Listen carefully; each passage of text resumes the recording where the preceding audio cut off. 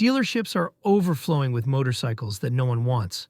These bikes are gathering dust and losing value faster than a rusty chain. By 2025, some models have crashed so hard in the market that dealers are slashing prices massively just to clear their lots.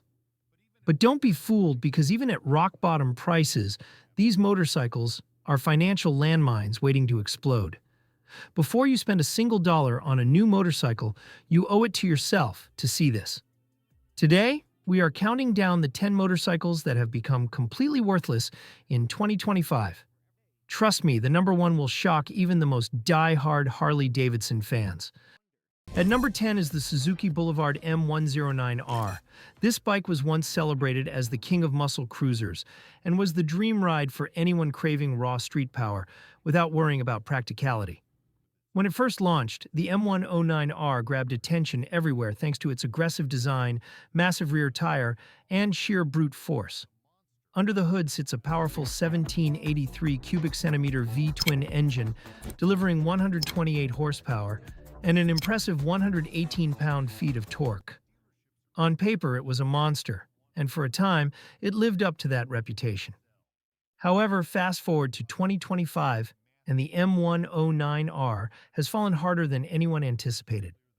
Dealerships across the United States are stuck with unsold M109Rs and are slashing prices with massive discounts just to clear their inventory. Some dealers are cutting thousands of dollars off the sticker price, listing them at $9,000, $8,000, or even less. Despite these discounts, buyers are still staying away. Why is that? Beneath its muscle cruiser image, the M109R is outdated. It hasn't received any meaningful updates for years. It lacks traction control, ride modes, a full-color digital display, and its analog gauges feel like relics from the early 2000s. While other motorcycles have advanced, the M109R remains stuck in the past. Riders in 2025 expect modern technology alongside muscle power. It gets worse. The M109R is a gas guzzler, struggling to achieve just 32 miles per gallon. With rising fuel prices and maintenance costs, this bike is not only outdated but also a financial drain. A dealership manager in Missouri recently shared that they dropped the price of 5 M109Rs to $7,500 each and still couldn't sell them. That shows how cold the market has become. If you are considering buying an M109R because it seems like a bargain, think again. That discounted price is just bait for a long-term money pit. At number 9, we have the Harley-Davidson Sportster S. This bike was meant to be Harley-Davidson's bold response to the critics who claimed the brand was stuck in the past. When it debuted in 2021, Harley positioned it as the future of American muscle cruisers. Something fresh, fast, and packed with tech to attract a younger generation of riders. On paper, it sounded like a dream. Beneath the tank, the Sportster S boasts the Revolution Max, 1,250 cubic centimeter V-twin engine, delivering 121 horsepower and 94 pound-feet of torque. That's impressive performance for a Harley cruiser. It also came with modern upgrades, such as liquid cooling, a slipper clutch, adjustable ride modes, and a fully digital dashboard. For a company known for its classic air-cooled machines, this was a bold shift. But here we are in 2025, and the reality is far from what was expected. The Sportster S, once hailed as the future, has completely flopped. Dealers across the nation are drowning in unsold units, slashing prices desperately to move inventory. Massive discounts are everywhere. Some Harley-Davidson dealerships are cutting prices by as much as $3,000, with bikes listed for under $12,500, a far cry from the original $15,000 sticker price. Even with those steep discounts, the bikes are still gathering dust. So, what went wrong? The first major issue is the price-to-performance ratio. While the Sportster S has solid specs, many riders quickly realized they could get smoother, lighter, and more versatile bikes, like the Yamaha MT-07, for nearly half the price. Add to that the skyrocketing insurance cost for younger riders, and the Sportster S quickly became a tough sell. Resale value has been another blow. Riders who purchased new only a year or two ago are now struggling to get even $9,000 in the used market. On forums and social media, owners are calling it a financial disaster, a flashy bike that depreciated faster than anyone expected. Then, there's the ride itself. Weighing in at 502 pounds, the Sportster S feels heavy and rigid, especially for city riding. It looks aggressive, but it lacks the comfort and soul that longtime Harley riders expect. And if you think the Sportster S is struggling, just wait until you hear about BMW's so-called luxury cruiser. That one's an even bigger disaster. Number 8, we have the BMW R18. When the R18 first debuted, BMW thought they were about to change the cruiser game forever. The heart of the R18 is its massive 1800cc boxer engine, producing 91 horsepower and 116 lb-ft of torque. This powerful twin-cylinder engine made it the most powerful boxer engine BMW had ever created, and the entire bike was draped in chrome, exuding luxury and nostalgia. But as we move into 2025, the reality couldn't be more different. This so-called luxury cruiser has become a burden for BMW dealerships, gathering dust faster than any other heavyweight cruiser in its class. Across the country, dealers are slashing prices by thousands of dollars just to offload these bikes. Some are offering discounts up to $3,500 just to get the R18 out the door. Why the desperate discounts? The main culprits are its weight and price. The R18 weighs in at a whopping 891 pounds, making it one of the heaviest bikes on the market. A weight most riders aren't willing to handle, especially with the market now leaning toward lighter, more tech-savvy motorcycles. And with a starting price of $17,500 when it launched, it's no surprise that buyers are turning away. The R18's impracticality is another major reason its resale value has plummeted. Today's riders are looking for bikes that are practical, lightweight, and packed with modern tech. The R18 doesn't meet those demands. It barely hits 33 miles per gallon and offers little more than basic traction control and anti-lock brakes. The nostalgia factor, meant to honor BMW's 1930s heritage, has done little to move the needle.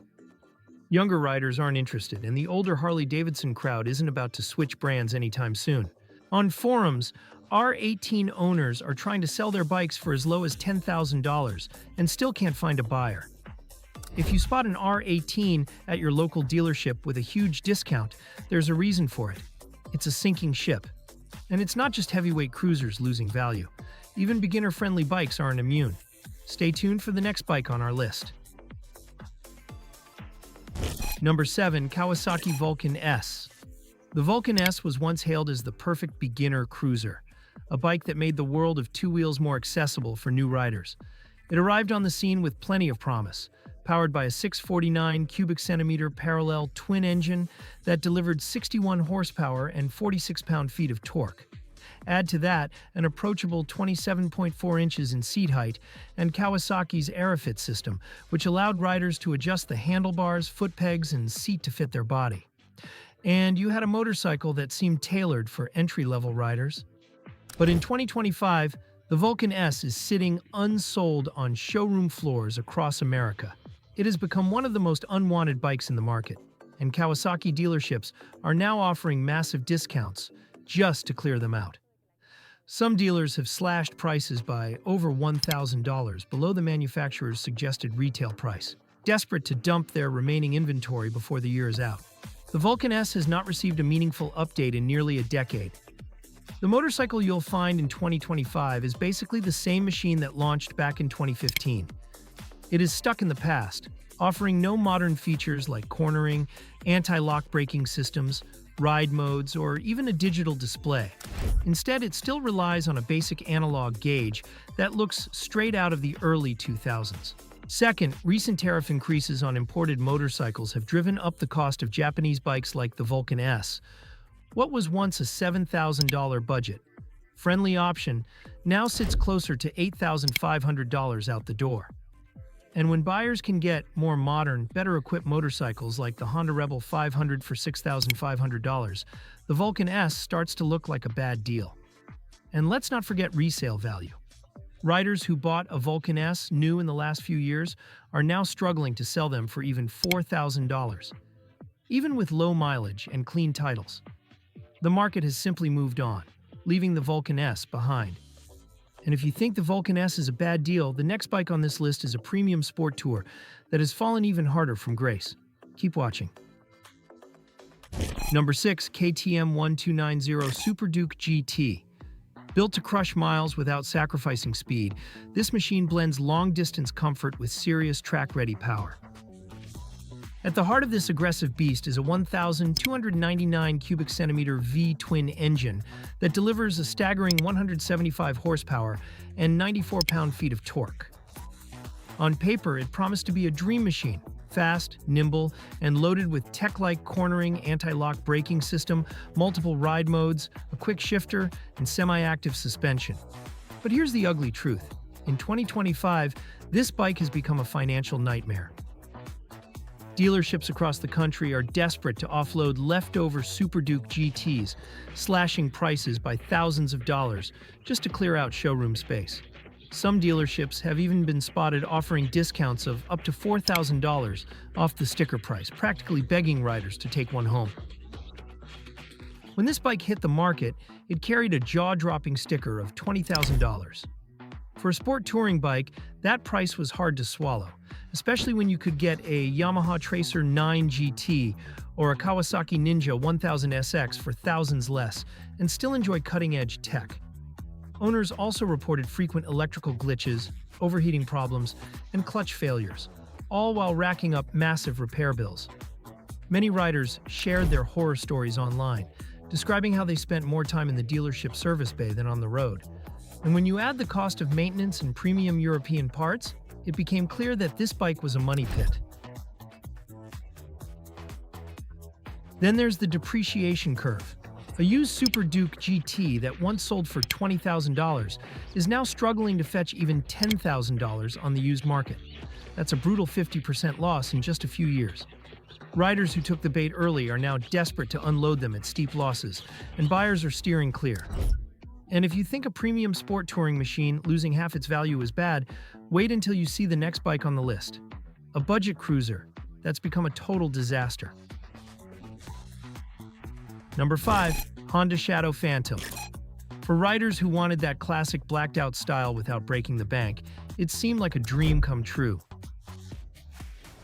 At its heart, this bike comes with a 745 CIC cubic centimeter V twin engine, delivering 44 horsepower and 47 pound-feet of torque. It is paired with a low 25.6-inch seat height, making it accessible for new riders and smaller riders alike. Back when it launched in the year 2010, it offered that stripped-down bobber aesthetic at an affordable $7,500 price tag, and its reputation for bulletproof reliability made it a common choice at dealerships. But in 2025, this bike has become a liability for dealerships. These Shadows are sitting unsold on lots nationwide, and dealers are slashing prices by thousands just to get rid of them. Some are even offering used models as low as $3,500 with low mileage and aftermarket pipes, and they still cannot get buyers interested. The reasons for this collapse are obvious to anyone paying attention to the motorcycle market. First, the design of the Shadow Phantom has barely changed in more than a decade. Riders today expect modern technology features like ride modes, full-color digital displays, and cornering anti-lock braking systems. Instead, the Shadow is stuck in 2010 with a basic analog gauge cluster and no standard anti-lock braking system. Fuel economy is decent at 48 miles per gallon, but that is not enough to make up for its outdated platform. The bike's 44 horsepower output feels weak when compared to modern competitors that offer more power, better handling, and updated features at similar prices. And speaking of competition, Chinese brands like Benelli are flooding the market with stylish modern cruisers under $7,000. Even loyal Honda riders are jumping ship. Forums are filled with owners lamenting the plummeting resale value.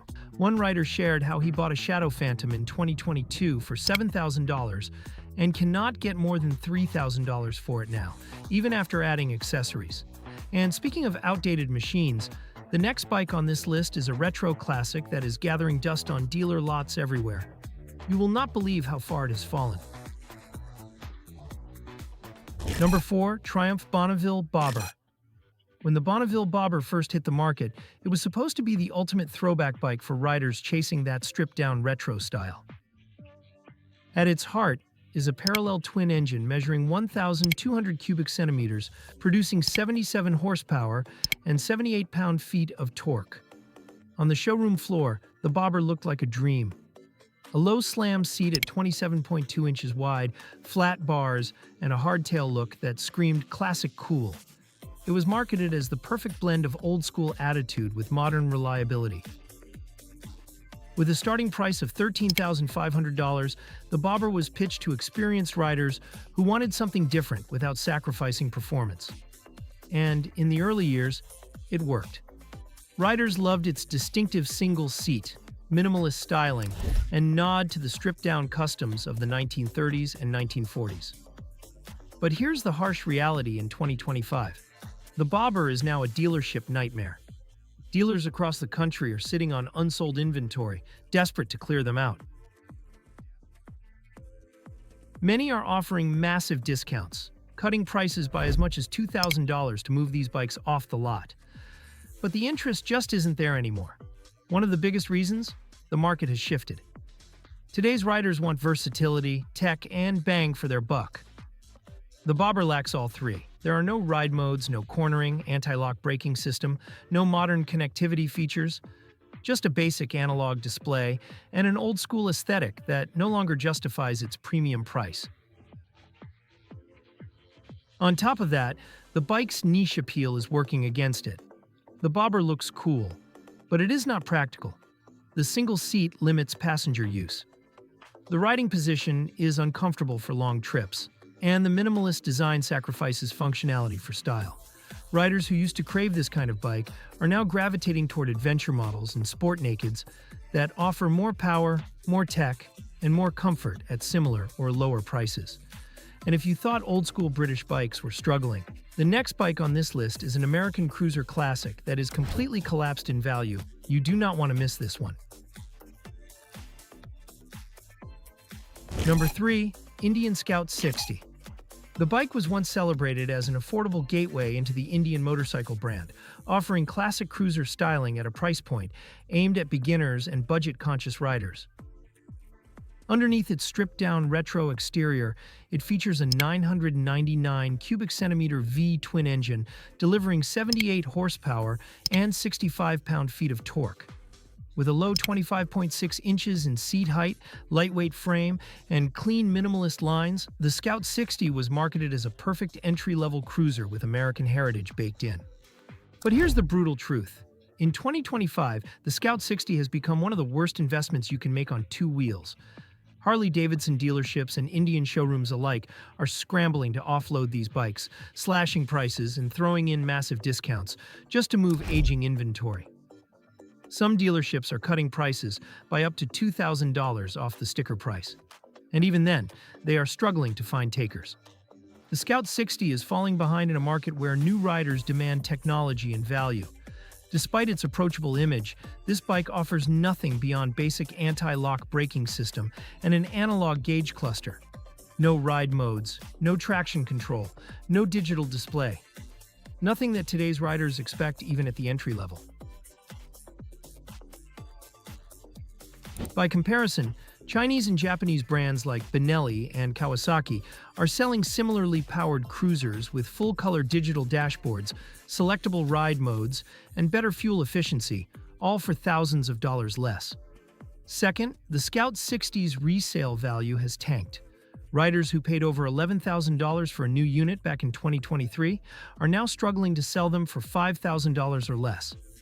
Forums are littered with frustrated owners, sharing horror stories of their bikes sitting on classified sites for months with no buyers, even after significant price drops. And the maintenance costs don't help either. Replacement parts are expensive, service intervals are short, and many smaller shops refuse to work on these bikes, sending owners back to the dealership where labor costs are through the roof. And if an American legend like Indian cannot hold its value, wait until you hear about the next bike on the list. A Ducati that's become a total disaster for dealerships everywhere. Number 2. Ducati Monster 937. Launched back in the year 2021, this bike promised everything riders dreamed of. Italian styling, aggressive performance, and prestige. Underneath that sharp frame sits a 937 cubic centimeter Testastrada 5 twin engine, delivering 111 horsepower and 69 pound-feet of torque. It weighs in at just 414 pounds, making it one of the lightest middleweight naked bikes in its class. On paper, it should have been a home run. But in 2025, this bike has become one of the worst financial mistakes you can make. Ducati dealerships across the country are struggling to move these machines. Massive discounts are plastered on showroom floors, sometimes up to $3,000 off. And even with that, these bikes are not selling. It's reached the point where Ducati dealers are practically begging people to take them away. So why has the Monster 937 fallen from grace? First, there's the price. The starting price hovered around $12,500 when it first hit the market, which positioned it squarely against Japanese rivals like the Yamaha MT-09 and the Suzuki GSX-8S bikes that offer similar or better performance for thousands less. And these Japanese bikes are cheaper to maintain, easier to repair, and hold their value much better on the used market. That brings us to the second problem: ownership costs. Ducati motorcycles are notorious for their expensive service intervals. The Monster 937 requires valve inspections every 685 days, 7,500 miles. And if you walk into a Ducati service center, expect to pay nearly $1,000 for each visit. Add in costly electronic issues, premium parts, and the need for specialized mechanics. And suddenly this so-called affordable Ducati becomes a money pit. Then there's the resale value. Owners who paid full price in 2022 or 2023 are now struggling to sell their bikes for even $9,000. Forums are filled with frustrated riders posting listings and getting no offers. The market has spoken, and it's not kind, so if you see one of these monsters sitting at your local dealership with a discount tag, do yourself a favor and walk away. It may look like a great deal, but it's a financial trap waiting to happen. And if you thought the Monster 937 was a bad investment, wait until you hear about the next bike on this list. A Harley-Davidson model that dealerships can't give away, no matter how big the discount. Number 1. Harley-Davidson Livewire. On paper, this bike sounded like a revolution. The Livewire is powered by electric motor, producing exactly 100 horsepower and 84 pound-feet of torque. It can sprint from 0 to 60 miles per hour in just 3 seconds. And Harley-Davidson promised a futuristic riding experience unlike anything else on the road. But in 2025, the Livewire has become a financial disaster. Dealers across the country are stuck with unsold Livewires collecting dust on the showroom floors, and they are now offering massive discounts, some slashing prices by as much as $6,000 just to get rid of them. Despite these discounts, buyers still are not biting. The Livewire has become the poster child for a bike nobody wants. When it launched, the Livewire carried an eye-watering sticker price of $29,799. That is more than double the price of many popular gasoline-powered cruisers with similar performance. And that is before you factor in the hidden costs of electric charging infrastructure and battery maintenance. Then there is the range. On a full charge, the Livewire can barely push past 146 miles under ideal city riding conditions. Out on the highway, that number drops significantly for long-distance riders, especially Harley-Davidson's loyal fan base. That is simply unacceptable.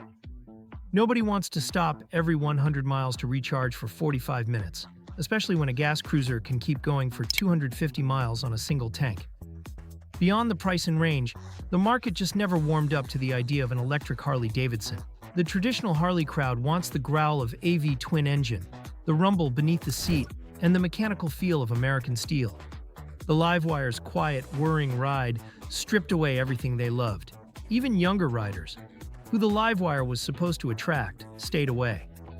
For that kind of money, they could get a gasoline sport bike with more power, more range, and fewer headaches.